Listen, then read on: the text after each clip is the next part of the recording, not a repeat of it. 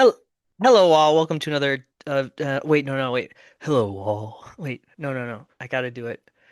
Hello all. Welcome to another episode of Damage Per Pod. What? This is your host, Silky J. Joining me today is BDSM Mitch. Oh, I don't know what voice to No, use for no, or that. I was gonna say KY Reeves. Oh, Lord. I certainly don't know what voice to use for that. I don't know. I was trying to do like uh sexy nighttime voice, but it's Yeah, 6:47 p.m. I know. on the East Coast right now, so it's not really that late. Well, It's it is for basically me. late for me because I fall asleep at 9:30. So, Yeah, I was gonna say at 9:30, I've been asleep for an hour. So, Mitch, how we doing? we're making it. We're making it. Making it? You're thinking We're about running to Jersey? I You am. There is potentially some light at the end of this here tunnel that I've been on in since what year is it? 26. So since '04. there you So go. looking forward to that. And We're gonna also break your we're gonna break your losing streak. it could be the next train coming though, so I don't know. We'll see. Dude, if you move to Jersey, I won't leave you alone because I'm always there. Please, I'm already thinking about it. Like, don't tempt me. Because I would stay over there all the time because that's like I I'm always gonna have stay to over in sweeten the Jersey deal. before I go back home because I gotta get through the city, You and should that's you like should that's like you a should whole other thing. always stay over. Like That way I can my keep. movie and game room and my bookshelves, dude, you would love it at my house. Oh yeah, for real. We set up get a little cult going. Plus I could keep We my love little cults. my T&E down, wouldn't have to get a Hmm. hotel room with my job so I could, Yeah, yeah. keep my expenses down.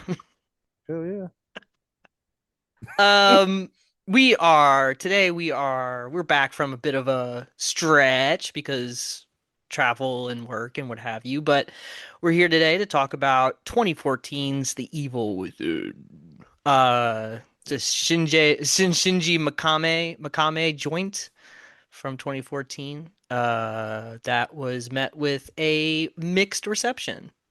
So we'll talk more about that. But first a word from our sponsor. No, I'm just kidding. What was I gonna talk about? I mean, I guess I could talk about games we've been playing, but I kind of wanted to ask you about that movie Shelby Oaks and if I should watch it. Um, as an experiment, absolutely. Uh, if you're looking for a good found footage movie, I would say it's. I know people like shit all over it, but I feel like they were predetermined to shit all over it just because it's Stuckman. Yeah. Um, it's starts off interesting. Uh, Okay. with the when the sister is looking for the mister. Starts off as like the sister and her friends are running this YouTube ghost hunting channel, and it gets pretty popular, and then people are saying they're faking shit, and then they have this resurgence because they film at this one place that's like supposed to be universally known as all they disappear, Mm-hmm. and then the movie Trent kind of switches to her sister who refuses to believe that her sister died, and she's trying to get to the bottom of what happened. That stuff is good, Okay. and then it gets to what happened, Gotcha. Then it does the thing where you're like, oh, never mind. yeah, you're like, man, I can't believe I was excited about this like 30 minutes ago. So, and I could then my God, does it go off the rails at the end? So, because I do remember when it was out or whatever was happening when it was coming out that the internet there seemed to be oh, a the whole convert. viral, it was like Blair Witch all over again. The Yeah. viral stuff Yeah. was really good. And But I then was even excited for it. but And then I don't like I like Stuckman. yeah, that was the thing. Like I felt like there was this conversation on the internet I was not engaging with, which was like Mm. it seemed like they were really mad at this movie, and I was like, Hmm. I don't understand any of this. I don't know what's going on. And Right. I'm not going to engage with this because Yeah. I can't be invested in this. But I was like, Oh, I there's no looked up, reason to be. Yeah, yeah. yeah, but I looked up the movie. I was like, oh, this seems kind of cool. And Mm-hmm. then I saw that it's now on like I don't know, Hulu or something. I can Mm-hmm. watch it very easily. And I was like, I bet you Mitch has some thoughts on that. So, Well, I mean, there are worse ways to spend an hour and a half. Like, it's not like it's a huge time commitment. yeah, And listen, everything I'm telling you is coming from like the biggest Book of Shadows apologist on planet Earth. that's good It's stuff. I love that movie. It's just, you know, in my kind of opinion on it is in no way swayed by the stupid BVS travesty controversy bullshit that Stuckman got himself caught up in. Or no, BDS? no, it wasn't Batman versus, it was Man of Steel. He made a tweet about uh, how he would have fixed the Man of Steel or something like that, and he had uh-huh, this. There's one like really stupid fucking line that he wrote that he said, you know, that Zod would have said, and it would have fixed everybody's issues with it. And the internet took that shit and fucking flamed that dude for years over it. And then he finally kind of moved past it, at least enough, uh-huh, and his channel was fairly popular again. And somehow, you know, he wrote this thing and decided that he was going to direct his first feature and got Mike Flanagan behind it, which is really fucking weird. uh-huh. I don't know how he did that, but like I said, it's starts off. You could probably get like the first 45 minutes or so. I think is genuinely good. Um, I just didn't like he didn't stick the landing, unfortunately. So It was but you'll have seen way worse shit if you decide to watch it. Trust me. yeah, I mean, Like believe, it's but yeah, yeah, I've seen the worst of horror movies. So mm-hmm. every time I see something like this where it's like, I don't know, if it somehow stumbles into being at least interesting, I'm fine with it. Yeah. You know what I mean? I Like, bought it. Like, don't get yeah. me wrong. Like I own it. So Like if it tries something, like I'm good. mm-hmm. It's Tell that to Zod Snap Neck. Is that the yeah, that yeah, that's it. uh, Which he says he proclaims that he did that as a joke because he's like I tweeted it and I just left the house for a while. I had no idea it was blowing. Yeah, you did. Get the Yeah, fuck yeah. out of here. You thought you were like writing some profound shit and it was like or You're something you, like was so cool and it's like you're gonna tell me, Mister, you're a chronically online guy and you just went out for a bit off the right. internet. Yeah, You okay. wrote that about number one, such a controversial topic. So obviously, because that movie still to this day is talked about. And you wrote that and then you just left. No, you did not. I know how it You works. were I know how just butthurt phones work. Yeah. because of how much you got made fun of for it because it's terrible. Tell that to Zod Snapped Neck. That's it. All right. Well, If they put that on the shirt though, I'm buying it. I'm just yeah. gonna go ahead and I'll tell you. I'll tell you what, if you make that into a t-shirt or a hat, I'm wearing it. Hell yeah. I'll buy both. Wear them both at the same time. Go to the Oh, beach. put it on a scarf. Oh, that'd be pretty That would be good. amazing. There you go. Yeah. Or like one of those little sweaters you put on pit bulls. Mm-hmm. I love it. I love a pity in a sweater. Hell yeah. Um, well, we are going to talk about video games at some point, but I'm Sure. glad that Shelby Oaks is we're going to spend 20 minutes talking about a movie on a video game podcast. And then, Well, you know, I did this. This is me. I did yeah, you this. asked. I know. And you look who you asked. I know. I You know. knew it was gonna happen. Nothing will ever be Lake Mungo. What can I say? You know? Yeah. Or wait, did you hate Lake Mungo? No, I don't hate it. I don't it shows up on so many lists of the scariest thing I've ever seen before. I'm Uh-huh. like, really? Really? That scared you? Uh it's I good. I think it's just a good story. I agree, but I'm not scared of it. I'm just like, I okay. think everyone just thinks of that one shot and they're like, It "Oh." is, but I'm just saying. But at the end of the, but I say that as somebody that the end of Blair Witch scared the shit out of. So I don't know. I don't know what to tell you, man. I don't know, man. I rewatched Blair Witch. I don't know what it was like a year ago or whatever. It still gets me. I don't know. Yeah, me too. Jesus Christ. I think part of it though is like how you have like Heather has spent 15 minutes screaming at you the way like Sally Hardesty screams in Texas Chainsaw at the end. Yeah, So your nerves are so goddamn shredded. yeah, And then you've heard the shit from earlier in the movie, so you know what happened to the children at the house. yeah, And then Mike's standing there. Jesus. yeah. It's a lot. What's his In Rustin Parr, Rustin Brown? What's his what's oh yeah, the guy Rusted Par, yeah, yeah. Yeah, yeah, yeah, yeah. Yeah, good stuff. Good Well, stuff. Mungo, I don't know. It was one of those 8 films to die for things or whatever it was, I think. And Uh-huh. I watched it when it was one of those, and I was like, in a sea of horse shit, it kind of shined, but it didn't necessarily blow me away. And then now it's like this weird cult phenomenon. I'm just like, really?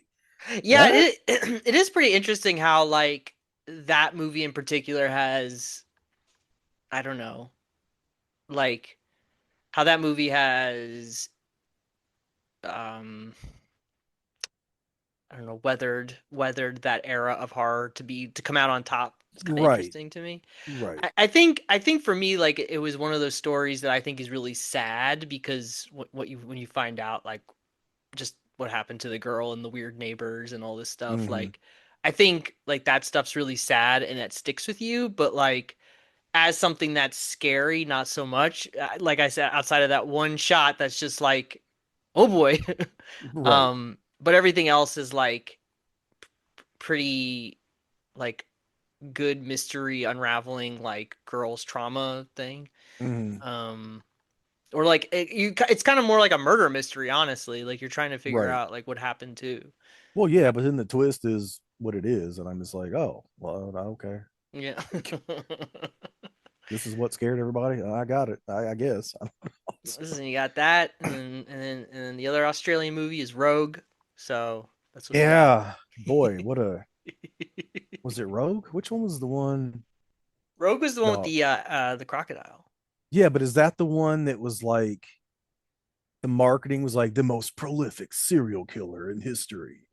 I don't And I was remember. I like, have no what? idea. Yeah, Sam I Worthington was in it though. yeah, I don't know. It ended up being a crocodile movie, but like every trailer you saw was like because they didn't tell you it was a crocodile movie. It was Oh, like really? no, yeah, it was. I think it was Rogue. It may have been thinking of something else, but I mean, I like Rogue. Rogue's a fun creature feature. yeah, it is. But I'm saying like it was these. It was like doing the like voiceover guy, and he Oh, was right. like the most deadly serial killer in African history or In a some shit like that. world, yeah. And I was like, holy shit, what did he do? And then I rented it, and I was because I didn't go to the theater, and I was like, it's a crocodile. I was like, Yeah, it was like one of those like Dimension Extreme movies and stuff, yes, right? yeah, yeah, yeah, yeah. Remember that? I do. Yeah. Hell yeah. I used to rent every one of them bitches. All I needed was that logo, man. Yeah. I was in. Give me more. Hell yeah. Pretty sure I have Rogue on DVD somewhere. Oh, yeah. I have it too. I'm trying to remember that. I think that was it, the trailer, but yeah, I don't know. It doesn't matter. Nobody cares. Everyone has just Every every time I bring it up, nobody remembers that being the marketing, but I swear to God, it was. yeah, I'm totally lost. I don't remember that. All I Yeah. knew, like I knew that it was a killer crocodile movie. So like Mm. I never went into it with any other expectations. So I don't know what that was. Well, now that we've lost most of the audience, Uh, um, Mitch, video games. They're yes, good sir. They are good. sometimes, mostly, every once in a while. Oh shit, I'm gonna have to look up something because you're gonna ask me what I've been playing. I can't remember the name of Oh, it. I'll talk. I'll talk first. I'll Oh, talk you go. first. Yeah, please do. All right. So video games you've been playing outside of the one we're going to talk about. Well, the first one. So I did. I went back and I played through and finished Metroid Prime 4. Mm. Metroid Prime 4 Beyond. There we go. Um, I okay. So like that is a great Metroid Prime game in 2026, meaning that if it came out in 2004, it's basically a really good looking game that feels like it came out in 2004. Hmm. Um, I really enjoyed it. I know the internet was like was firebombing it because I don't really know why, because it was too similar to other Metroid Prime games, I'm sure. But I do think there's some valid criticism there. First of all, it's a beautiful looking game. And second of all, I didn't mind the desert open world area or hub area at all. People seem to really take issue with that. Hmm. I do think though, this at this point in video games, like with the upgrade system is still the same. Like you can get like 62 different missile upgrades. Jesus. And I think we're good. I don't think we need to do that anymore. Like I don't think that like the only upgrades that are existing in the wild are energy tank canisters, missile upgrades, and I think there was another one. But like I think we're good. Like I think moving forward, like the upgrade system really has to be addressed in Metroid Prime. I don't know if they're gonna make another one, to be honest, because I don't think this one sold like gangbusters. But I mean, Metroid games in general never were really big cash cows for Nintendo. They were always Right. selling like 1 million units, 2 million units. They were never selling, it was sort of their black sheep. It was the antithesis to like the Nintendo brand in that it was dark and moody and shooty Mm. and was sort of not the like if we're talking Nintendo Super Nintendo era, not the sort of colorful family oriented Right, right, games right. that Platformer, yeah family friendly platformer thing. Yeah. yeah, that Nintendo really made their money on. So it's always been a struggle, I think, for Nintendo, and I think this one in particular was a struggle because it seemed like, Oh yeah, well development, obviously. Right. yeah, development changed, and they kind of it seems like they pushed this one out the door, just trying to make essentially a Metroid Prime game. And I think they did that, and I really enjoyed my time with it, and Mm. had a good time. But I do think like yeah, like some of the stuff is like, yeah, I don't think I need to be looking for all these missile upgrades, and that's like the only thing to really find in this area. Like I think I'm good. Like I think the exploration needs to be incentivized more so next time around. Mm. Yeah. But I will say like yeah, if you played Metroid Prime 1 on the GameCube or the remaster and you're like I really like this and would like to play another one of these, Hmm. boy, you just Well, pick up the fourth one. I kind of think, yeah, I wonder if maybe that is also maybe not a part of it, people being kind of lukewarm because we waited how long for just another one of Yeah, I these? think I mean Like, I think yeah, there was a lot of hype and I think over the years Nintendo's gotten better with just not announcing anything ever because they're like, you know what? hmm. Things happen and we're not going to be held to those expectations anymore, and they're literally Right, just like shadow dropping stuff now. So right, right. uh they're like, yeah, new Splatoon game is out this summer. Well, Beat it's it. like between like the first Prime and Prime 3 or whatever, Hmm. I feel like it wasn't that much of a stretch. And No, then because like to Metroid have waited Prime, this long just to give us yeah, another one of that, you know what I mean? right. Because I feel like Metroid Prime 2 Echoes came out like a year or two after the first Metroid Prime. Right, yeah, yeah. And then Corruption came out on the Wii, which Right. was, I don't know, 3 years after that. Yeah, so it's been, there's these other Metroid games in between, like Other Mm-hmm. M and some Mm-hmm. other things that were kind of weird, but Right. no proper Metroid game came out. Prime game at least came out. Um, but yeah, I enjoyed it. I think it's worth the if you want that experience, it is worth the price. I think if Oh you yeah, are I'm expecting definitely gonna play something it. else, then you either have to adjust your expectations or just not engage with it because Yeah, it's not skip it, gonna, you know. yeah. But it's beautiful. It's absolutely stunning to look at. So, Nice. and even this, I mean, the Switch 1 version is stunning to look at. So, Yeah, that's the one I'll get. So yeah. yeah, I mean, did you play the remaster that they did? Yes. Yeah, so they basically used a lot of the same assets from that and Nice. used it again, and it looks incredible. And then they used those same assets for the Switch 2 version. It just runs at like, whatever, runs at a, Mm-hmm. runs they just more frames or something. I don't know, but it looks Yeah. great.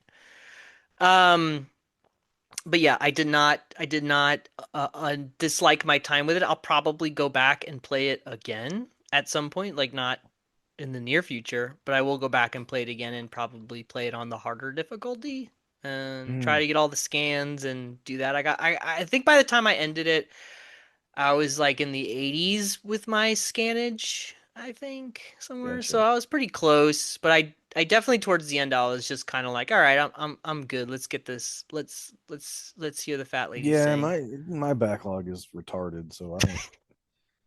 So you It's can't. sorry. Well, I I was mean, gonna use that word, but no, it's I okay. just it's ridiculous. I guess I should say, but like I don't have.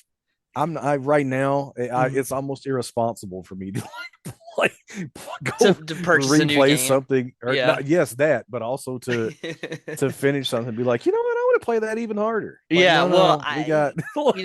I did that with Resident Evil Requiem, so I don't Yeah, but know. your hand was forced. Yeah. Oh yeah. Well, no. My hand wasn't forced because she started her own save file on her account, Oh, okay. and then I went and just replayed it again on my. I played through it again, and now I just started a third playthrough on a different I gotta difficulty get that setting. game. I It's gotta get good, that. man. But I it's know. Resident Evil be like that. Like the first time you play, it's the longest, and you're like trying to figure it all out, and then you just kind of like as you get like all the upgrades and stuff, you just kind of like John Wick yourself through that Yeah. through those places. But I heard Insanity difficulty, which I've not tried yet, is incredibly difficult. So we'll see if I get there. But I don't know. Resident Evil's good. Buy it. It's a good game. Um, and the other thing I've been playing like a few things, but the other thing that I'm finishing up, I'll probably be done with it by tomorrow, is Pragmata. What a Hmm. good game. Capcom is killing it this year. They went You from love to see being, it. Yeah. yeah, they went from like the kings of video games to then to like a disaster, and now they adjusted and they're swinging back hard. Yeah.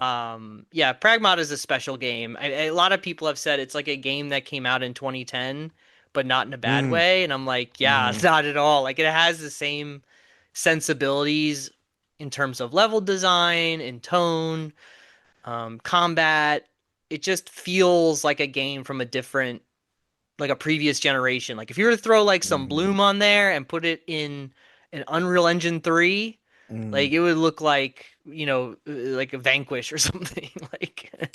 Like it has that sensibilities to it. But it's rewarding because the gameplay, like if you haven't seen the gameplay, I'm not saying just you, but like anyone who's listening, it's like Sure. you aim and then you have to with the face buttons do this like hacking mini game in order for you to do damage to the robots and the enemies in the area, and it Mm, causes you to always be like trying to stop, do the thing, and shoot the things, and it's difficult and challenging in a way that re requires you to really pay attention to your surroundings. And every combat encounter does that, and it never gets boring. And later on they keep mixing it up and different enemy types, but I'm at the very end now, and I've kind of seen everything that the game can throw at me at this point.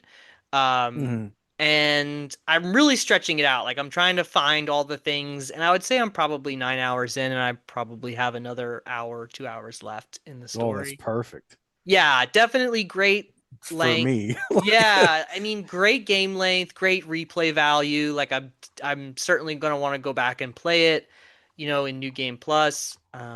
And just like hanging out with Diana in the shelter, and she's just you just are so in love with both Hugh and that character, Mm, because they are just very endearing, and there's nothing super complicated about it. Like there's no like the story, like the overarching story about what they're trying to do while they're on the moon is not that great. um but the dynamics between the two characters is so wonderful that you're just like, yeah, I want to see these two make it.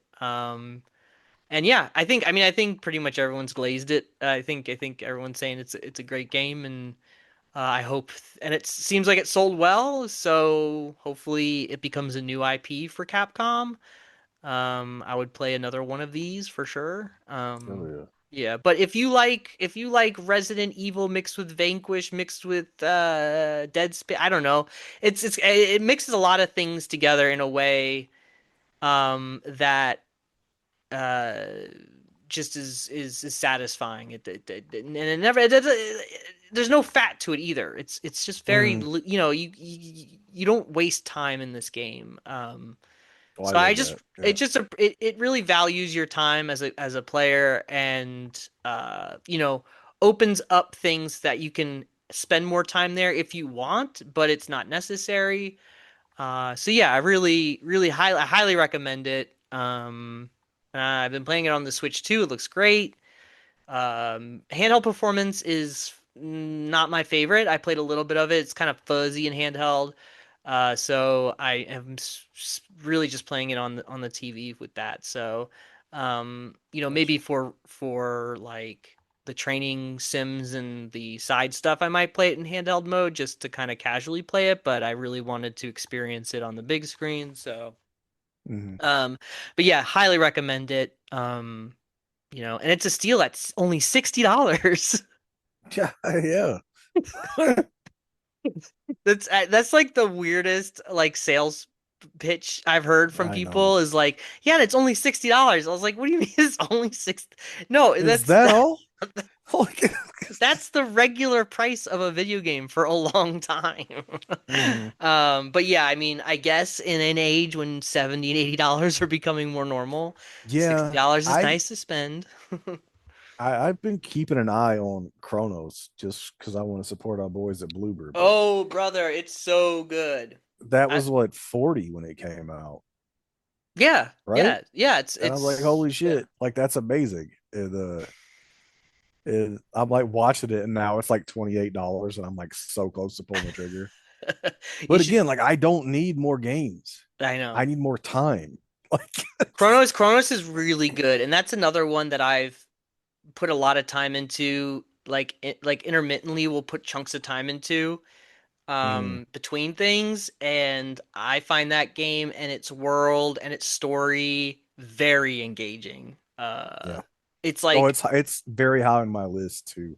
The minute that it's like at a price I want to pay for it, I'm gonna pull the trigger and like I'll put everything else down and get into Yeah, that. man, if you want weird, like Eastern European space-time nonsense, Obviously, yeah. yeah, Like you get that's that. You get that big time. And I like that the character of the traveler, it's a lot of mystery surrounding like who that character is, what you're doing, who you work for. mhm, It's just very sci-fi cool. Um and yeah, definitely recommend nice. the Bloober Boys. You know, we're Team Bloober on this show, Yeah, I so know, that's right. Team Bloober. I want to play that new one they got coming out. They got a new one like what's it called? Let me look it up while I'm on stream here. hell yeah. Team Bloober. Oh, by the way, Rogue was the name of the movie I was talking about. Where So it was that. they? No, I'm dumb. Primeval. Rogue Oh, is what you said. Primeval. Right. I know him. Primeval. Yes. Yeah, okay. That movie was advertised as a serial killer film, and then You're like it's Rogue. I was like, I know, dude. What you're talking I about. know it was Rogue. Wait, no, it's not Rogue. Primeval.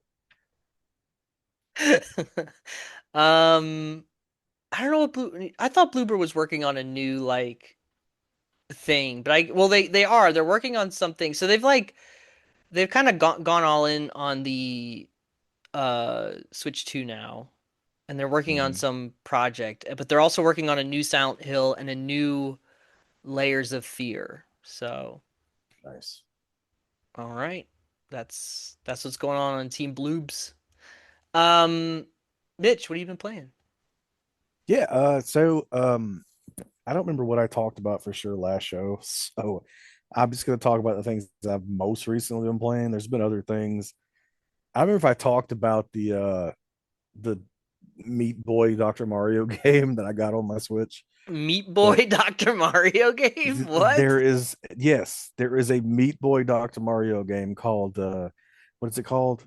Dr. Meat Boy. Dr. Fetus and the Meat Machine or something like I gotta Meat look this up. Doctor Dr. Fetus's Mean Meat Machine, and it's literally Meat Boy, Dr. Mario. Because I've been doing this thing where I'll just go to the eShop if I'm bored, and then Yeah. like I'll go to like the great deals, go to the cheapest games, Mm-hmm. and it was like $3, and I was like, for $3, because I like Meat Boy.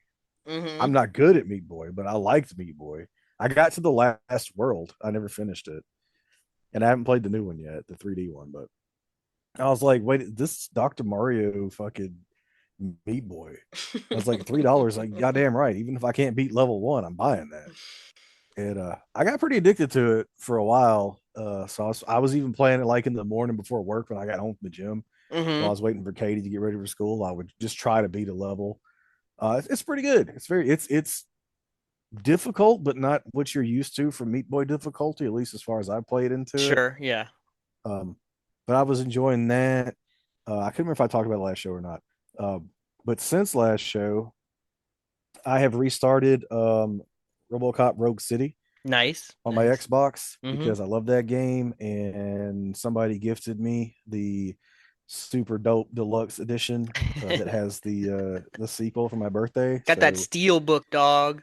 yes, sir. And so I wanted to play the whatever they call it, unfinished business or whatever it Yeah. is.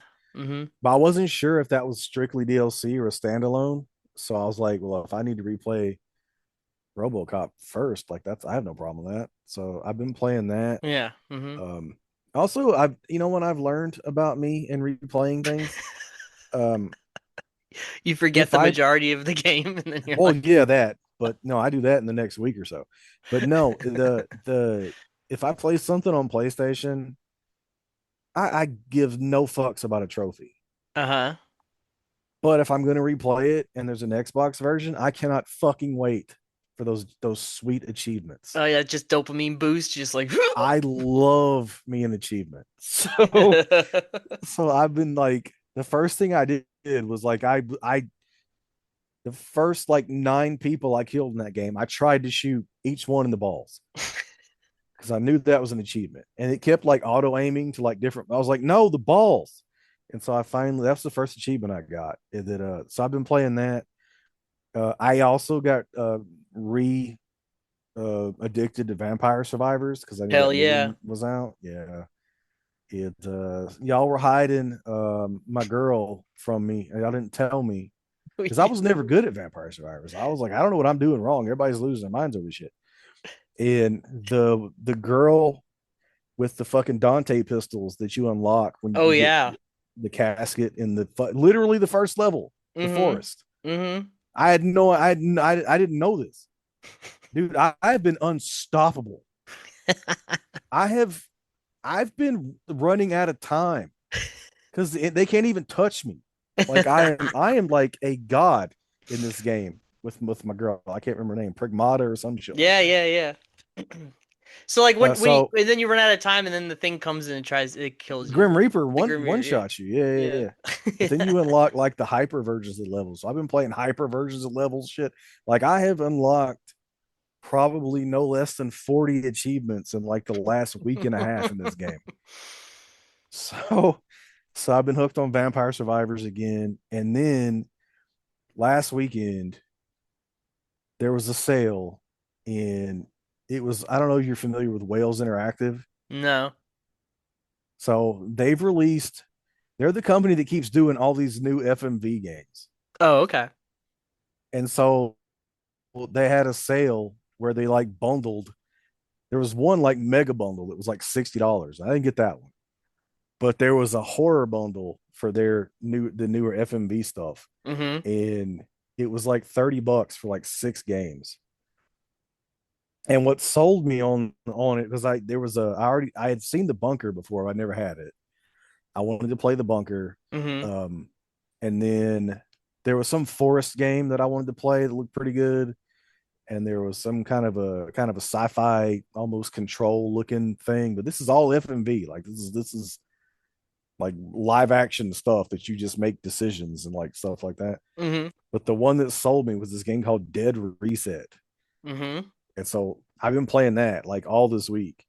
Um, So you're like so it starts off, you're this surgeon who has been brought onto like this spaceship kind of scientific facility, like against your will. You wake up and they're like, you got to perform this surgery. If you don't do it, she'll die. And you're like, what the fuck? Where am I at? What's happening?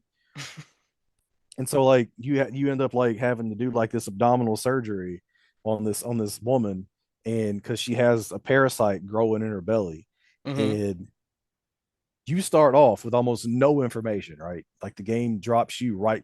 It picks up literally. The guy wakes up and he's being jerked up by the collar, and they're like, do surgery. And he's like, what the fuck am I? What is happening? And so obviously you're making the wrong decisions the first couple of times, and you end up getting either yourself killed, everybody in the room killed, and then he wakes up in that moment again and he's like, wait, I've seen this before, that kind of thing. Oh yeah, so like And it so like you like it loops until you do it right kind you're of in a thing. time loop. Yes, Yeah. you're in a time. Well, and so it kind of gets into that. There's a time travel aspect to it and stuff. The more you play into it, and like the more you learn which decisions to make and this and that. But yeah, there's this weird, it's typical sci-fi B movie bullshit. Some So company's been doing experiments, and they had this. They've created this organism, and I haven't finished yet, so I don't know why the fuck they've made this thing, hmm. but it looks a lot like the monster in Carrion. It's like just this weird red blob with teeth and fucking tentacles everywhere, shit. And Hmm. it is gory as all fuck. Like it is. Some of this shit is disgusting, and it's all practical, dude. It is so fucking funny. It's so good. So I've been like kind of hooked on that this week.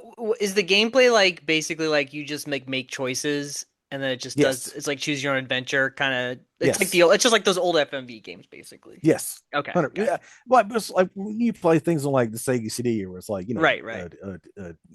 Midnight Raiders or Sewer Shark, where they had like almost like a move the cursor around, like having to shoot shit and press the right button. Hmm. This is strictly just you're watching a movie happen, and then it'll get to a point where like you have to make a decision, and it's like you're like, oh shit, what do I do? And it only gives you a couple of seconds to pick something. Hmm. And so yeah, the funniest one, the second, I think it was my second go through when they were trying to force me to do the surgery, because like they had the security guy who was going to kill me if I didn't do the surgery or whatever. And so one of my choices was just run for the door, and so I picked that.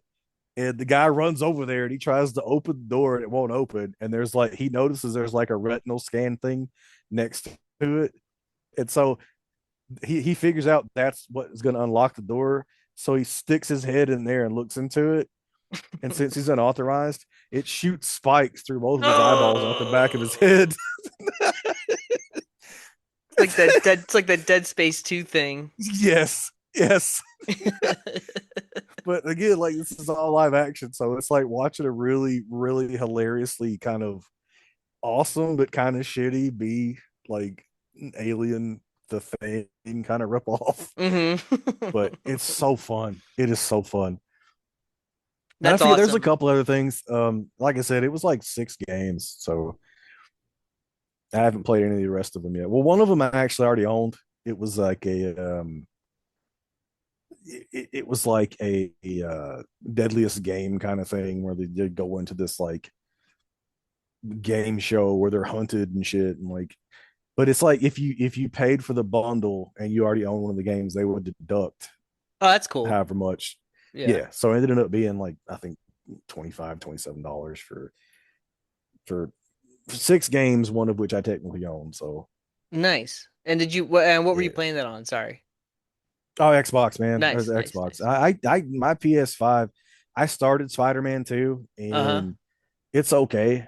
And my PS5, like every time I turn that motherfucker on, it has to update. And I'm just like, eh. And then I just turn it back off because I'll be like, I need to play Spider-Man 2.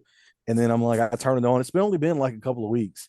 And the PS5's like, sorry, we need to update real quick. And I'm like, well, We need to do this half hour update right yeah, I now. was gonna say I'll see you guys in a couple of weeks for the next one. Cause I was like, Well, now they got that. Do you see that thing they do now where you have to mm-hmm. the DRM check or whatever when you have Yeah, to for be the digital online? games, yeah. Which I Yeah. mean, like, so like part of me is like, yeah, of course. Like, I mean, I can't really think of a time when my console wouldn't be hooked up to the internet in a space of time. Well, I was gonna say, like in our in 2026, when 90% of all video games are digital and they want you only to buy digital, then it makes sense. Yeah, But but the thing that does, like, long term, I think about like the problems mhm. that will come up, Yeah, right, yeah. like say, like you have a PS5 15 years from now, or you've loaded it digitally up with Yes, like a bunch of yes. games, but like I don't know, for whatever reason, they're like, no, you can't get on these servers anymore. I mean, Yep. that's also like kind of, like, because the PS3 is still like technically you can, connect to the internet with the PS3 and Hmm. like, Well, but yeah, that's the other thing, right? If they're gonna do shit like this, and they need to not be so against for whatever reason backwards compatibility. Like, right. Yeah. I mean, I think, yeah. I mean, yeah. Well, yeah. I'm I just think about saying this a for the lot. players, right? Like, Yeah, for the players. I mean, they had their Xbox One moment this week, basically, but I think that like, these next two consoles, from Sony and Microsoft are really, I gotta see what these things are and what they're, mhm. one's Dude, gonna have to show their hand first, and yeah. basically the other's gonna see like how the reaction goes because assume they're gonna have similar philosophies because Hmm. of how homogenous it's all become. Right, So right. yeah, I'm I don't know, very man. curious. Every single day, I get, I get, every day I realize more and more that whatever the future of Destiny looks like is hand in hand with my future for modern games. I'll just play old stuff. I just, Hey man, it's too they're much. gonna turn Destiny into like a mobile app or something. Well, I mean, that's, I don't know. Nothing would surprise me at this point. I So, mean, it's a shame because I've heard that Marathon, I mean, people who are playing Marathon are liking it, mhm. but it just doesn't seem like there's enough people playing it. But like That's exactly it. the game The itself game is is good. Yeah. good, but nobody's really playing it. So Right. I'm curious to see like how much of a leash, you know, Right. Well, like I saw a thing today and it was like, yeah, like Bungie's silence about everything right now is probably more to do with Sony than Bungie. So, probably because they're probably having corporate meetings right now about like what hmm. do we cut, who do we kick out, Yep. um, because that's how the game industry is, man. You put a product out and then if it doesn't sell, you know, 5 million units in 3 days, then they start laying Yeah, laying people off. sure. But again, like, not to be that guy, but I also look at Sony's investment in Bungie. So I was like, Yeah, I mean, I get X being a little upset. Yeah, I mean, but Microsoft and Sony made some very questionable business choices this last This is generation with true. acquisitions and also like especially Sony, I feel like more so maybe than Microsoft, but leaning into like the live service aspect. They just got rid of the dude at Sony that, was the guy that was behind all that. So who knows? And the new CEO over at Microsoft seems to be, making correct decisions so far. So we'll see how that goes. But, I don't really, I think everyone's Yeah. doing some soul searching in the video game I industry. mean, I signed back up for Game Pass, so Yeah, I mean, they dropped the price, but it's still $2 more than it was when it was yes, it last is. year. Yes, it is. And they did not drop the price of the tier that I already paid back for because of my son. So, Right, right. Yeah, but they I didn't. am thinking I may, because honestly, I want to play Ball X Pit and a few other Oh, things. it's so good, dude. I know, and so I'm like, well, shit. If I'm already paying what 17, $16, You might as well I pay could this probably 22. do Hmm. seven more. It's not. I don't know though. Hades 2, I want to play it. So it's Ooh, yeah. Hades you 2 is know, so good. Hades 2, Hades 2, man. That was like top games of the year for me last year. It was so good. right. I put so So much. I still have so much to do, and I already put so much time into it. mhm. Highly recommend it though. Um, and it probably even looks even sharper on the Series I X. honestly, I just love the Xbox. I really do. I really would like to see it succeed. Hey, it's a good product. It's just that the um Not say succeed. I would just like to see it not die, which is what it feels like it's been yeah, doing. So I don't think it will die. I think that like Sony and Microsoft are so big now. It's not like it was in like, like what happened to Sega. I don't think that they can sort of evaporate like that and just be like, we're not making consoles anymore. I mean, maybe, but I think they're just too big. I think they take a hit, for a year or two, and then they hopefully come back and they, straighten things out. yeah, They just really need to address like what their identity brand, like their brand is as like their identity, but also like how to make things for people who like their products. yeah, And make right, more of those right, things right. instead of like creating versions of things in a way we don't want. Hmm. I think or chasing trends and all that. So we'll see. I'm a little more hopeful now for both of them. But I was until that thing about the rumors about Halo going extraction shooter. I was like, talk about not knowing what the fuck to do. It's I like, think oh yeah, my god. I think we all have collectively just have to give up on Halo. I don't know. I I hate to say that, but it certainly feels that way. it's I And think I it's liked Infinite, I but liked good lord. Infinite. I liked Infinite too, but I mean, it's clear that they don't know what to do with that story, those characters, or anything Hmm. anymore. It's just time to let it go, and hopefully something new is as Right, fun to play. But yeah. right. Um. All right, let's talk the evil within, man. All right. What we're here for. Yeah, what we're here for. We're here to talk about video games. 2014, The Evil Within came out. I was one of the people who got The Evil Within, I think, around launch. I can't remember when exactly, but it was definitely like that Christmas or that my birthday before, like it was because it came Hmm. out in October of 2014. So I Right. definitely got it in that window and played it and enjoyed it at the time. And we'll talk more about it. I still enjoyed it, but I think Hmm. shows his age a bit, but that's just how it is.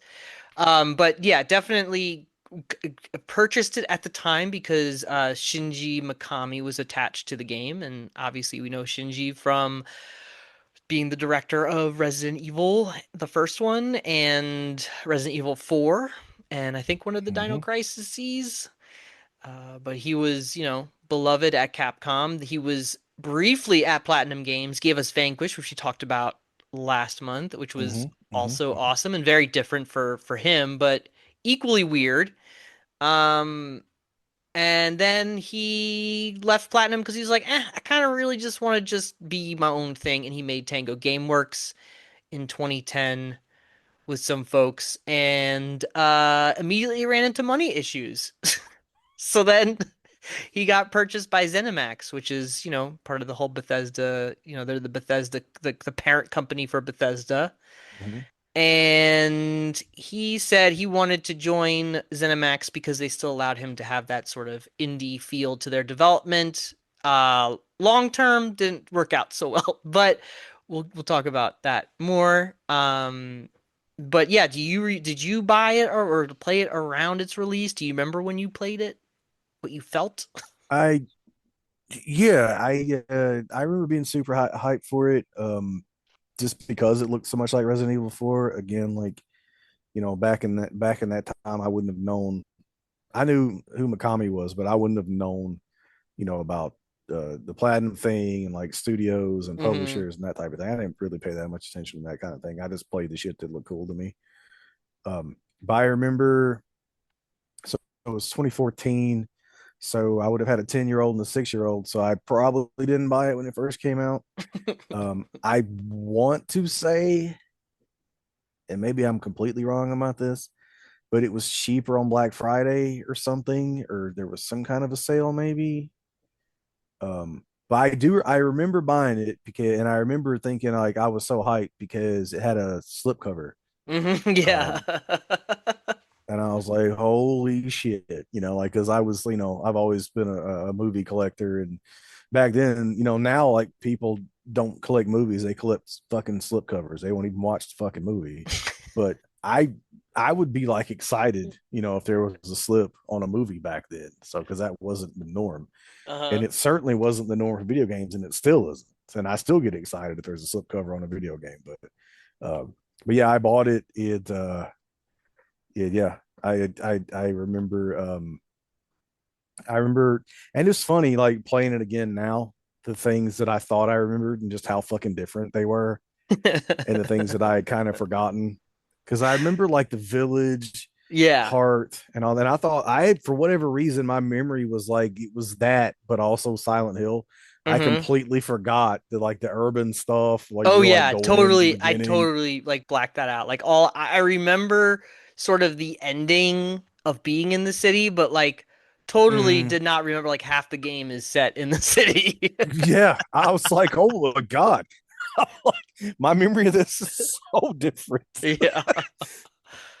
Because I think like a lot of and I think this is actually true too for something like Resident Evil 4, which he worked on. The opening quarter of the game is far more memorable Mm-hmm. than the back end of it, right? Because even Mm-hmm. Resident Evil 4, which I love and have played over and over again throughout my I life, have too. I do I need the I haven't played the remaster yet, but yeah, well, remaster is incredible, but the I actually just re booted up like the remaster of 4 on my Switch, like my mm-hmm. Switch 1. I wanted to do that on. I know we're getting off topic, but or kind of, but I wanted to do that on the PS4. Like Uh-huh. I had at one point because I was so into the PS4 because the Xbox One, unfortunately, they kind of shit the bed on that, Yeah. and so there were all these like dope remasters, and I was like, I'll just get every Resident Evil on PS4, and I was like, wait, they're putting them out way too fast. I can't keep up. I I can't was like, keep playing these, yeah. yeah, never mind. I'll just keep the ones that I have. Yeah, no, it's I mean, yeah, I where was it going? Oh, the pacing. So like Mm, yeah, like the opening parts are far more memorable than the later parts. And with Resident Evil 4 in particular, like the island section is such a like slog to hmm. get through. And Yes. even in the remake, they really tried to make it better, but you still get there and you're like, ah, okay, time to do this part. Right. Yeah, yeah, yeah. Yeah. But I think it's the same situation here. Maybe it's a Mikami thing. Like I don't know if that's just how he is as a game designer, but I don't know. I thought Vanquish actually was pretty that was pretty tight experience. So Yeah. maybe it's 100%. just Yeah. his attempt at survival horror. Because then I also played Ghostwire Tokyo, and that was also pretty like that game's kind of big, but it's all pretty much the same because it's kind of Yeah. open. I heard that game is very okay. Like I haven't played it, but Yeah, I would say it's very okay is probably the best way to define it. It has a lot of cool stuff in it, but like as a game, it's yes, it's very okay. Um, but yeah, it is funny going back to Evil Within now because I remember liking it, really liking mm-hmm. it, and I still think I do really like it, but the warts I feel like are a lot larger now. Um, Mm-hmm. uh just in terms of like janky ass old gameplay design and then just also visually um like this is a game they won't do it but this is a game that could very much benefit from like a remaster in terms of just up-resing Oh, everything. absolutely. Or even just let Bloober do it. Like Yeah, because good Lord. it looks like the way that this game looks now, it looks like one of those like Switch ports that is kind of like blurry, Yeah. you It's yeah. know? It's also very muddy. Yes. Like like Yeah. the yeah the like the just everywhere you go. It's like You're just kind of it's very of squinting. its time. Yeah. Yeah. Yeah. Yeah. And it's funny because I I put in Resident Evil 2. I put in the Evil Within 2 Mm-hmm. uh and that game is like it's like night and day in terms of like resolution. Like that game is, Mm. and it was only a couple of years later, but it's like they were finally working with the hardware of the time. because Mm-hmm. this was also like Evil Within 2 came out on everything. It came out on Xbox 360, Xbox Mm-hmm. One, Right. PlayStation 3, PlayStation 4, PC. So it was hitting a lot of different things. And they were also using id Tech 5 because it was part of like because id Tech is owned by Bethesda now. So they were Mm. using id Tech, they weren't using Unreal. So there was like a lot of I think just stuff that they were doing that was kind of from a design element kind of tough. I also think it's very ambitious. Like it's an ambitious survival horror Oh my game. Lord, absolutely. Like it's Like it it's like imagine if you were in a Resident Evil game and then you got jacked into the Matrix and the Matrix was Silent Hill and you were in hell. yeah, like Like yeah. And it's a also big idea. and Like also Inception. oh yeah, yeah. Because you're in like nightmares within nightmares. Mm-hmm. So it's very confusing. If you don't know, the evil within the story, if I can just make a very broad summation, is that there is this evil kid who killed his parents because he was mad his sister died and he got Mm-hmm. hurt in a fire, and so he decided to uh steal patients from a mental institution to do experiments on them to create basically this like hive mind thing which he could project like things out of or like scenery out of like you end Yeah, up in you could these go into like your ideal like scenarios like kind of like the yeah Matrix of yeah the Matrix. exactly and so you're like basically at the whims of this giant brain that like essentially takes you where you have to go. Um, and that's really it. I'm not sure what his end goal was. I don't know Well, if he wanted to live he wanted to happily live oh with in his sister, with right? his sister, Yeah, right. and he was doing the experiments like by himself and realized, hey, I'm gonna need help, and so the this game's version of the Umbrella Corporation came in and gave him the money and the resources, but then decided that he was a psychopath and like killed him and took his brain because they were like, well, we don't need him, we just need the brain. And that was I was like, what were they trying to do? Like I don't You mean know. the Anthony Hopkins guy? Yeah, like what was their goal? Like I don't understand. I don't know. They were like all that's very unclear. Also like Leslie who's like the autistic child man. Yeah, who I yeah. couldn't really put my finger on like other than His like like he was traumatized by his family dying right in front of him, and like he could gotcha. never get over that. Uh-huh.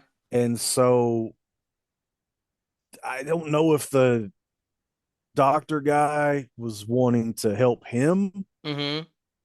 through the whatever they called the machine. Um, maybe, but Uh-huh.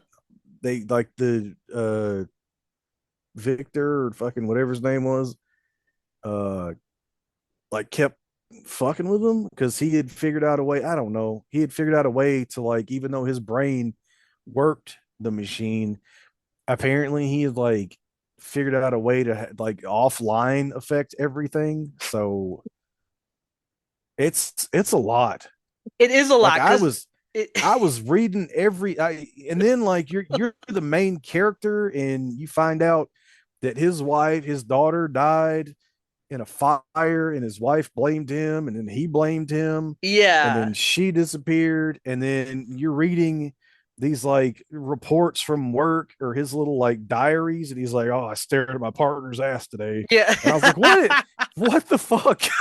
Like, who is this guy? Yeah, Like, this is a little unhinged, but like yeah, the whole like house fire thing plays it like is bigger in Evil Within 2, I feel like. I feel yeah, like I that's how the game well starts, I feel I like. kind of I kind of wanted, honestly, after playing this one, I do at some point, if you would like to revisit We can two, do it as the next game if you would like to. because I remember bouncing pretty hard off of two, even though I Uh-huh. like the villain in two, I felt Yeah. like better. But now I can't remember if it was even the same villain because the way this one ends, I'm like, well, shit, is that who the guy is in part two? I can't fucking remember. Yeah, I Um, mean, part two is definitely a departure, and from what I remember. But like there are similar things going on. But back to this story is like you play as mhm, this detective who's brought into this like gruesome murder scene with his partners, and then you're kind of thrown into like crazy place after crazy place with sometimes there's like connective tissue as to why you end up where you are, and then other times there's not. right. And Yeah, you reality literally bends around you Right. And in the thing certain and the thing aspects. that holds it all together is you're always brought back to like this like asylum area Oh with the my nurse. god. What? What? What? Boy, you sure are always brought back there. Jesus Christ. You, Oh, you it's can't just you like can't every get a time you I heard that damn mirror noise, I was like, oh Oh yeah, well, God, they played Claire de Lune and then again. yeah, you're brought back and you talk to the nurse, and then when the nurse stopped showing up I got sad though. Because I was like, Hmm. she's always there, and then like towards the end of the Yeah, game when you show up and she's just not there, and I was like, oh, right. she's always there. Yeah. Yeah, and then you collect green gel that gives you upgrades in Well, I the. was gonna say, and the reason it's important to always go back there is because you sit in an electric chair and get these upgrades jammed into your fucking skull that you absolutely need, particularly stamina, which is my god, the bane of my existence in all of fucking video games I know is a this stamina the meter. stamina meter in this game Let me run. when you Like, first get it is ridiculous because not only do you run out of stamina, he just stops and he like huffs yeah, like he just smoked a yep, pack of cigarettes. right, right. So it's very And you got frustrating, half a village behind you. Like, you know. Also, this game has like the worst pistol noise in the history of like weapons. It is like the worst, most ineffective pistol noise. I hate it. yeah. Um, Interestingly enough, first of all, the music was done by Masafumi Takada, and I don't know if you ever played this game for the PlayStation 1 called Mizurna Falls. Did you play that? You know what I'm No, talking I don't about? know that one. I don't even know Oh, that it's one. so cool. It's basically like a Twin Peaks video game. Huh. That has you know what? Oh, I was gonna say, have you ever played Deadly Premonition? Yes. Okay. Mizurna Falls is a lot like Deadly Premonition in that it is it, like version of Twin Peaks with like Hmm. equally weird like not it's not as like Deadly Premonition is a weird game in that like the vocal delivery and like all that stuff is very weird. Hmm. But Mizurna Falls is PS1 era, but it's the same thing where like the town has its set schedule, people go where they need to go. You can drive around and stuff. Like it's really wild, but uh a precursor to Deadly Premonition for sure. So Mizurna Okay. Falls, PS1, get yourself a copy.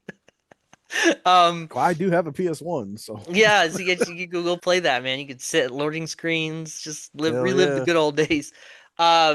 But he did the score for that game, which makes sense for this one.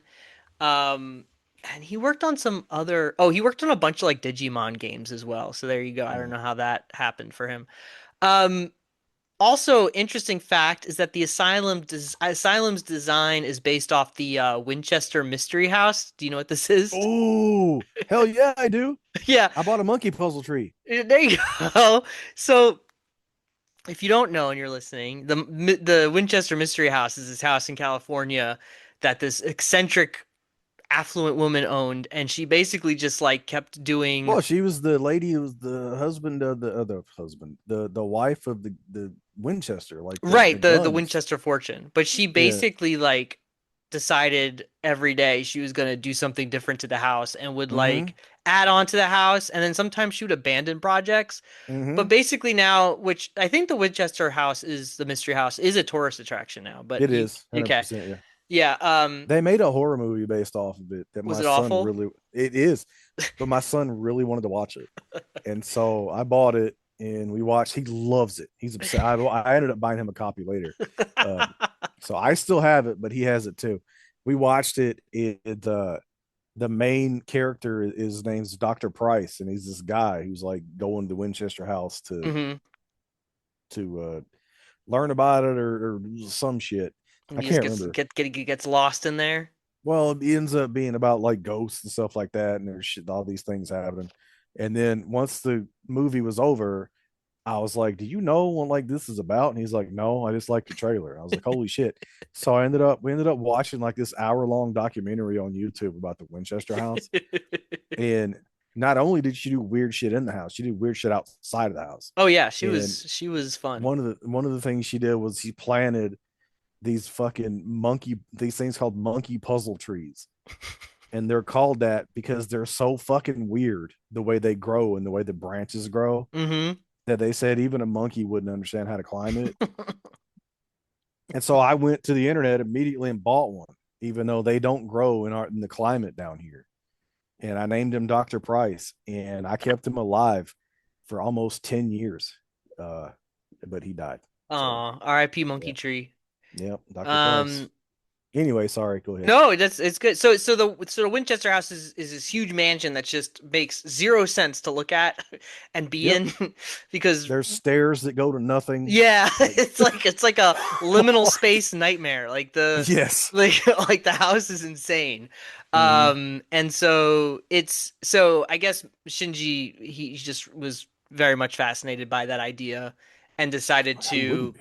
start the asylum where you go into and then building the levels sort of around that idea as well, where things lead to one thing to another but kind of don't make sense. So yeah, so that was kind of interesting. I thought that he would Mm-hmm. pick up on That's that. super fucking cool. I didn't even Yeah. realize that. That's Yeah, awesome. yeah.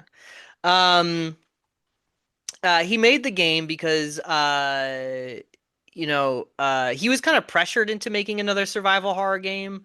Sega was trying to make him do it over at Platinum Games, and Hmm. then he came over and made Tango Gameworks, and he also was pressured to make more survival horror because let's face it, it's what he made his bread and butter on. Yeah, yeah. Um, but he said, believing that the tropes of the survival horror had become predictable over time, the design deliberately attempts to make the player feel powerless. We're talking about the evil within here. By taking Mm-hmm. place in confined spaces, limiting ammunition, and presenting near invincible enemies that promote And running and boy, does hiding it. over engaging in combat. I swear to God, my least favorite part is the part in the city where you have to outswim those things in the water. Mm-hmm. I hated that part so much Yeah. because Yeah. it doesn't because there's a lot of times in the game that which is my least favorite game design thing where it's like you do something wrong and it just kills you immediately and like you Right. kind of don't know what you did wrong and so like there's And no it like happens early in this game. yeah like Many times. there's no like, oh, I saw what I did wrong there. It's just like, Mm-hmm. well, now I'm just kicked back to the thing because I decided to go left instead of right. Great. That's not. That's exactly what that happened to me so early in this game. It happened on the chainsaw guy in the barn. Oh yeah, yeah, the chainsaw guy in the barn Because said that. I didn't go get the crossbow first. I was like, well, I got 6 bullets and one grenade. So we'll see. We'll see what happens That with Chainsaw Man. motherfucker killed me like 13 times. And I was like, all right, what am I not doing right here? Yeah, it can be frustrating, and I think that that's both its charm and its weakness or sort of its Mm-hmm. sticking points. I think going back to this now, all these years later, I mean, very much 12 years later. Um, I think first of all, visually, it doesn't hold up very well for like it's just so ugly to look at. Like it's just hard to look Yeah. at going back to it. The second thing is that the design of the game can be so frustrating at times. Um, like just kind of putting you in a corner against enemies where you just like didn't have enough anything, and you're just like, I don't even know how I'm gonna get out of this now. Yep. And it's not like where you feel like it's something like, contemporary Resident Evils where you can figure it out or I don't know, you can bypass the situation somehow. These basically there are bosses where you are forced into these situations and it can be pretty tough. Um And I think, yeah, I think that like just design wise, it's just kind of clunky, and that just didn't age well with it for me. Right. Um, I think this time though, I appreciated the absurdity and the scope of the story more so than I think I did at the time when I first played it. Like I really, I certainly agree. Yeah. yeah, like I really admire the just like the wackiness of like how big and bombastic he wanted the Hmm. story to be. Hmm. While also like I mean there's very creepy moments in this game. Oh, yeah, Yeah, absolutely. and Yeah. very just terrifying weird things happen. The boss Especially fights in this game are nerve shredding I because, know again, you're like, shit, I don't have enough for this. What am I supposed to do? yeah, Like, you got this like this creepy spider long-haired girl coming after you. And you're hmm. like I don't know what to do. Oh But my she god! And the fucking a giant spiders chasing you, or in the fucking the bus or whatever, fucking oh whatever it was. It's just, I was like, yeah. oh my god, what the hell am I supposed to do? Yeah. I was And then the like, game ends with the classic shoot a rocket launcher at it moment. yep, yep, That's like there's like a hypercut or whatever, supercut of like all the Resident Evil games, like the yeah. spin-offs and everything where they just end with somebody Well, shooting a rocket at something. well, I also love when it ends when a small person is attached to a giant other thing, Yeah. and you have to wait until your opportunity to shoot this small thing. Yeah, or the glowing Like thing. even that Until Dawn PSVR game, that was the final boss, because Hmm. that game you're in like a roller coaster the entire time. Yeah. And basically a roller coaster in hell. And so the final boss of that game is you're riding in this room with this giant fucking thing, and you're just waiting for the smaller thing to show up so you can unload on it, and then just Hmm. waiting, like. And it's so funny how like that's the final boss of like so many survival horror games. Yeah, that I mean that's how it ends. Even the new Resident Evil in a lot of ways just boils down to shoot glowing thing. They can't escape it, man. They just can't escape it ever. It's just yeah. They never know how to end a survival horror game Yeah, because the inevitable problem is that you just keep ramping up the difficulty or the enemies, and then you're basically just have the sci-fi action game by the you're end right. of Yes, it. right. You end up with Resident Evil 5. Yeah, Yeah, that's yeah. Punch a rock, shoot Wesker from a helicopter. yeah, you're right. Um, yeah. So I think going back to it, it has aged not super well, but I did enjoy playing it again. And like I said, when it came out, the reviews were pretty mixed. But I do think that PC Gamer had the best review that I felt Okay, mostly sums up. Like, I disagree with some of the negatives here, but I would say, like, pretty much sums up how I feel. This is from Chris Livingston at PC Gamer. He praised the survival portions of the game, tense and often exciting atmosphere, satisfying stealth, exciting action sequences, as well as the nicely detailed environments.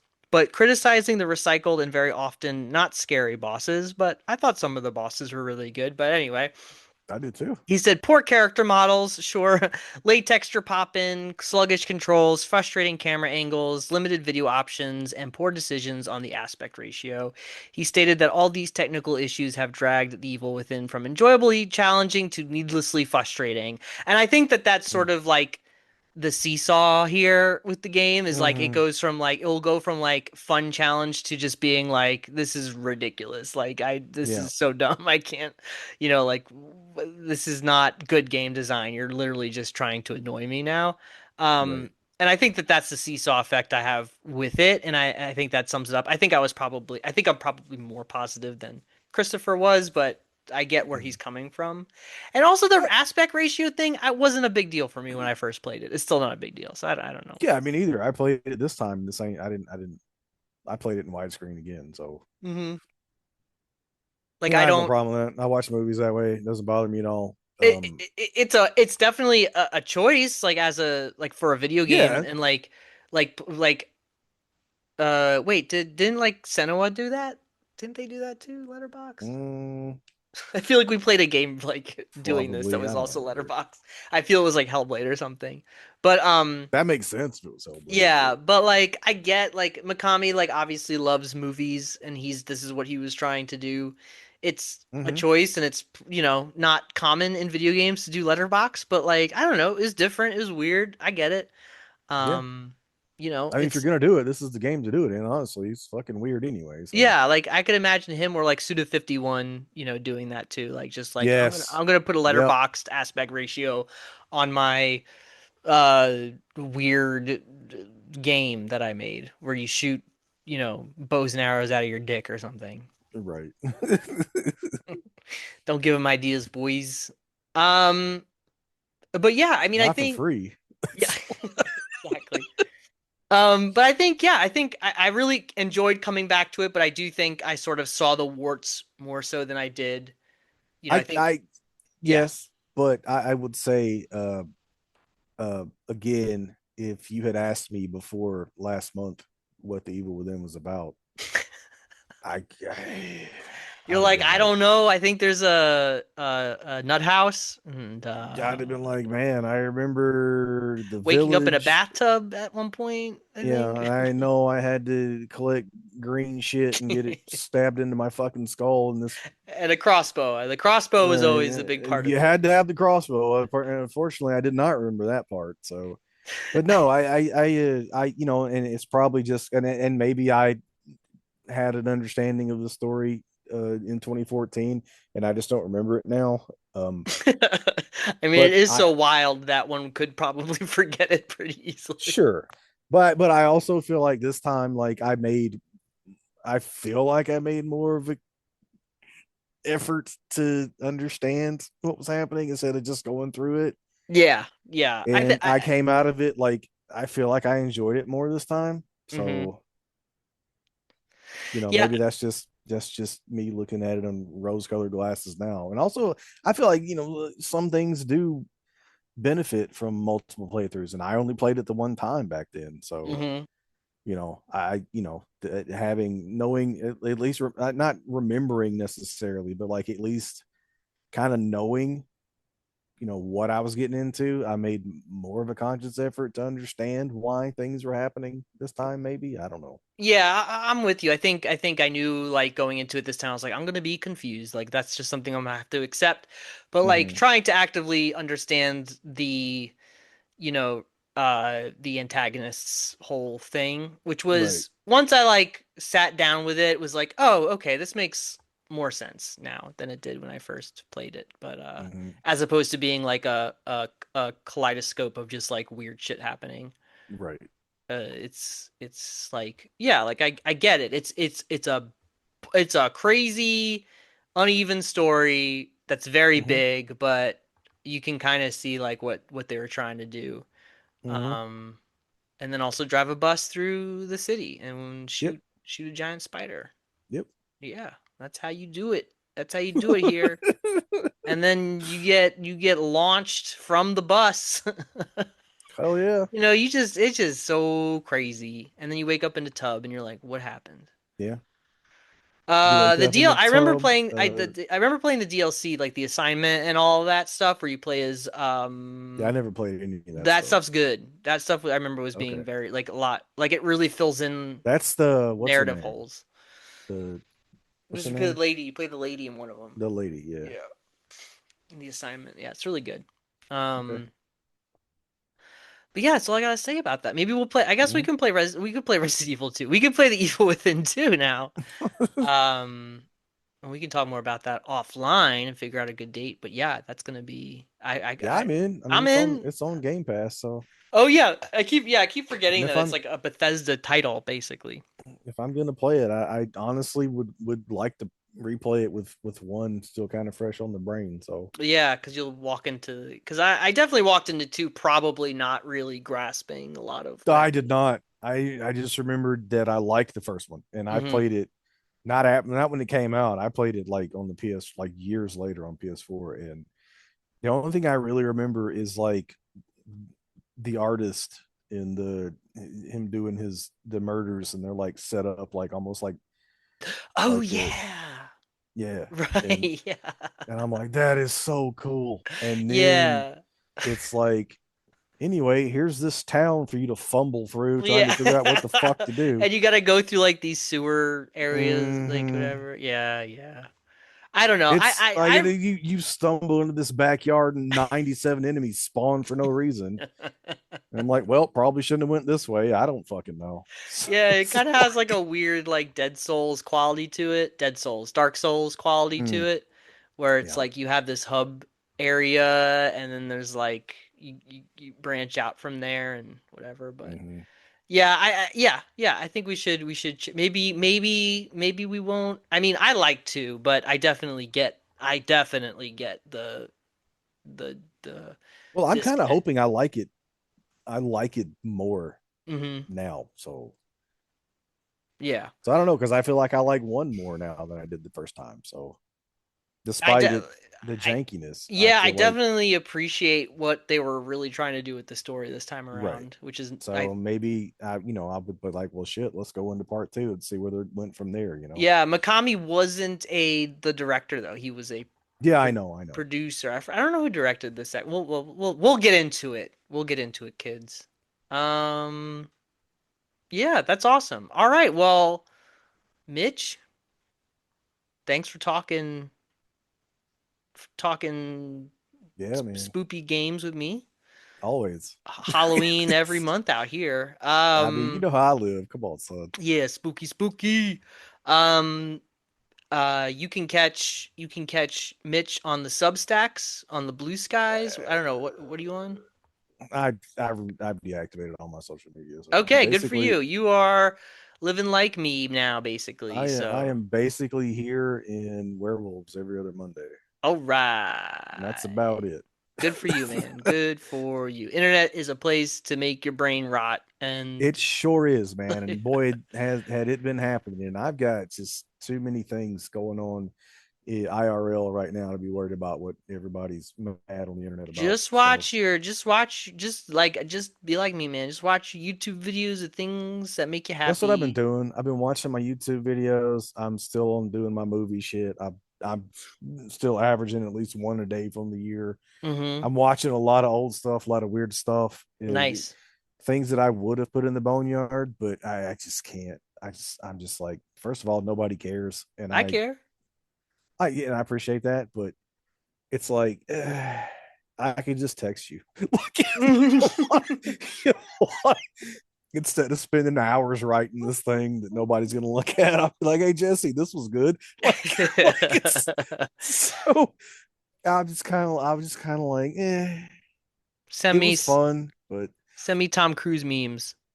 that's what I'm Um, saying. And like I said, like right now, I'm just like I am so focused on just getting this kid to graduate.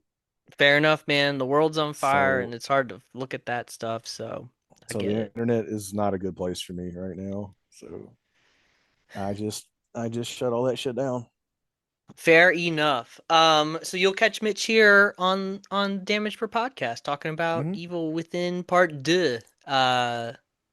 Which well, we'll talk about Tango Gameworks and what happened to them probably more so then, but they're not around anymore. But Shinji, he's working on something as an indie studio or whatever, but Hmm. no real understanding of what Interesting. it is. But Right. he, after Microsoft pulled the plug on Tango, uh, Hmm. he had to go do something else. But Hi-Fi Rush should be coming to me from Limited Run soon as Nice. a disc, which I That like was that game. fun. What's Yeah, it that? was fun. It was fun. Yeah, Yeah, it's I a remember when it hit cool, Game Pass, I played it for a little bit. yeah, unique game. Of an era for sure. Like it doesn't feel. Felt like Dreamcast game. Yeah, it did feel like a Dreamcast game, but I was happy. But I was happy that Limited Run was doing a disc of Yeah, that because there that's is no awesome. way to preserve that game. Right. So You're right. so I was very happy to get my hands on that. Whenever that, I don't know when that's showing up. I'll get an email. I got an email like last week where they're like, "You still live at this address, right?" I was like, "Yes." I know. I think I finally got the last thing that I had coming from them. I think. I honestly don't remember. I'm waiting. I'm gonna get that. One of the other things I'm waiting on. that'll be coming in like a month or two is the High on Life Switch 2 edition. Mm-hmm. That's Mm-hmm. all on cart, which I'm excited to get. Nice. And then something, maybe it was something else too. I don't remember. I don't know. Anyway, thanks for joining us. This is your boy Silky J and your other Oh yeah. boy KY Reeves. That's what I'm gonna be going by from now on. He's Magnum Reeves. Oh, please. If only. Thanks for hanging and catch you, wait, hey, stop. Catch you on the flippity flip.